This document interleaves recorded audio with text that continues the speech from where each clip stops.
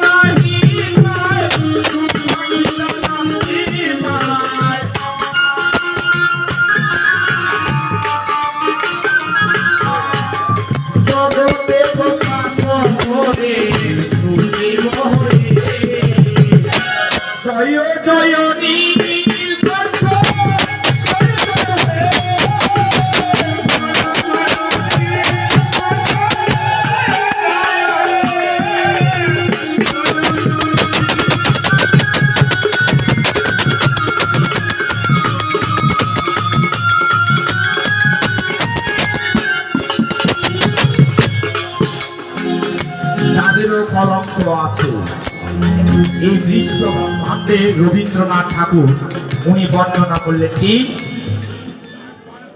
আপনারা রবি ঠাকুর দেখেছেন? বাবা নাম শুনেছে? হ্যাঁ, রবি ঠাকুর দেখেছেন? রবীন্দ্রনাথ ঠাকুরকে দেখেছেন? নামটা শুনেছেন? বেঁচে আছে না মারা গিয়েছে? কিন্তু দেখেন মারা যাওয়ার পরেও বেঁচে আছে, অনেক মূল্যবান কথা বলেছে। আমাদের ওই কথাগুলো স্মরণ করতে হয়। এই কথা মানে এই ক্ষুদ্র ক্ষুদ্র পরিসরে যে আমাদের এই সাধন ভজনা আছে, এই সাধন ভজনার পথটাই হচ্ছে আমাদের শিবির। শিব কোথায় আছে? যত্র জীব তত্র শিব।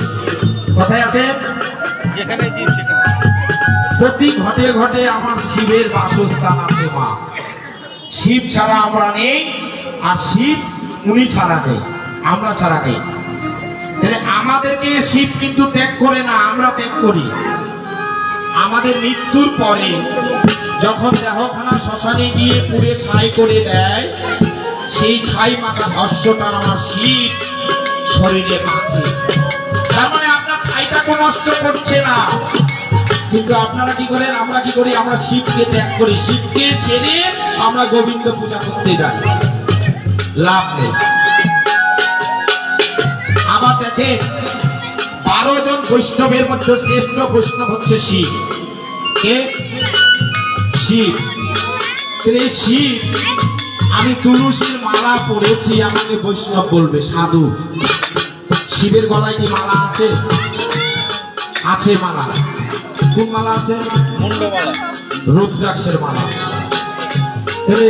আমার সঙ্গে কিন্তু মিলল না। আমি তুলসীর মালা পড়েছি, তার মানে আমি তো বৈষ্ণব।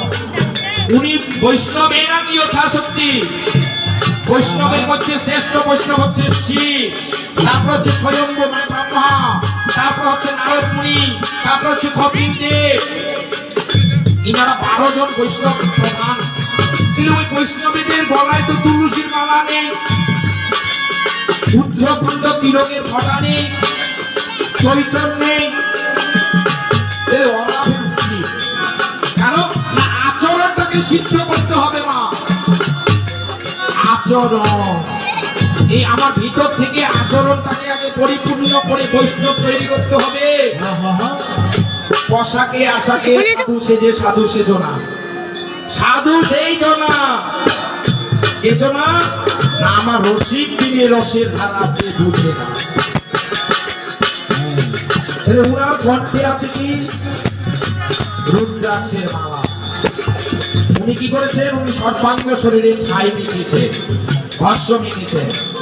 উনি কি পরেছেন পোশাক? আমি তো ধুতি পরেছি, পাঞ্জাবি পরেছি। উনার পোশাকটা কি? বাঘের চামড়া পরেছে। কেন বাঘ হয়েছে? কেন? অনেক তত্ত্ব কাহিনী আছে। আস্তে আস্তে সারা রাত আছে শ্রবণ করবে মনোযোগ সহকারে। চিন্ময়স্য দ্বিতীয়স্য নিষ্কলস্য শরীরাণি সাধু কানাং হিতায় ব্রহ্মানং উপকল্পতে। আপনারা দেবনাথ, নাথেরও নাথ দেবনাথ, এই কথা থেকে এসেছে এই দেবনাথ। এর আদি গুরুকে কোথায় তিনার বাড়ি, কয়জন এনার সমর্থক এবং এনাদেরকে কিভাবে আখ্যায়িত করা হয় দেবনাথেরকে, সব বিশ্লেষণ করবো আজকে, যদি বেঁচে থাকে। তীর্থ ঠাকুর যদি বেঁচে থাকে আশীর্বাদ করবে।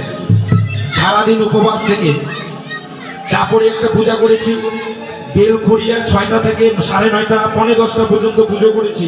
তার মানে 500 লোক ওখানে, 500 লোককে জল ঢালালাম এক এক করে, অনেক শ্রম হয়েছে। আবার ওখান থেকে এসে 1 মিনিটও রেস্ট করিনি বাবা, এখানে ভগবান গাড়ি দাঁড় করে দিয়েছে।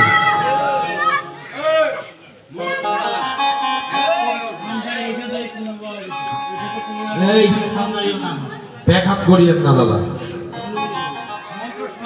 আমি মন্ত্রতন্ত্র জানি না মা, মাতৃমন্ত্রের উপাসনা।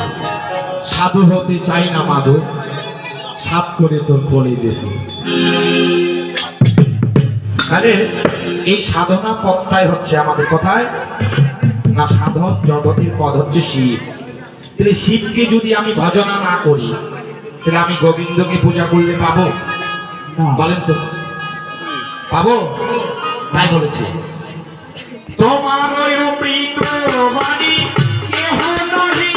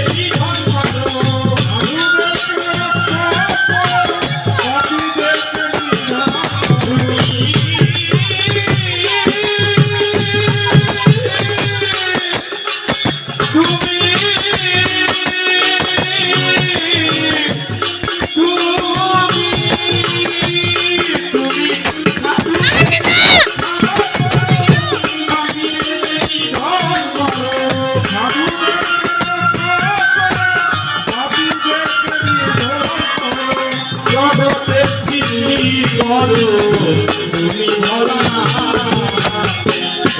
জয় নীলকণ্ঠ জয় জয় জয় জয়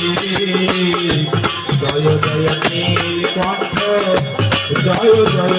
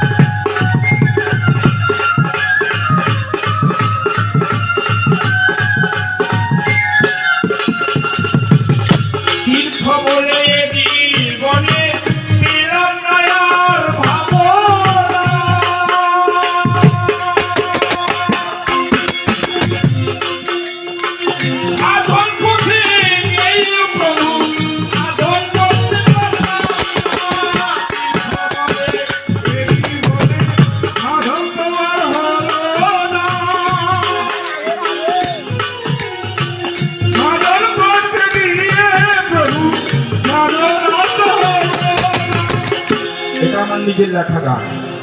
তীর্থ বলে জীবনে পেলাম না আর ভাবনা, সাধন পথে গিয়েও আমার সাধন করা হলো। আসলে সাধনা জগৎটা অনেক কঠিন জগৎ। হ্যাঁ, সাধনা করে মা কথা বলবেন না।